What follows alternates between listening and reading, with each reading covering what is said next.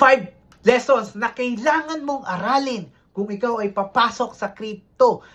Part 4. Ang pang-apat na kailangan mong aralin ay itong mga trading patterns. Ang trading patterns ay ito ang nagbibigay ng signal, hudyat sa price kung siya ay magre-reverse na. Ano ba itong mga trading patterns na to? Yung common or mas madalas maggamitin para hindi ka nakagad muna malito. Ang masterin mo muna yung head and shoulder and double top. Yan yung mga basic and yan yung mga kailangan mo munang aralin bago ka muna pumunta doon sa mga mas komplikado pang mga trading pattern. Dahil yung mga pattern na yan ay madaling makita, madaling makita mo sa market at hindi ka malilito dahil simple lang ang kanilang binibigay na signal sa inyo.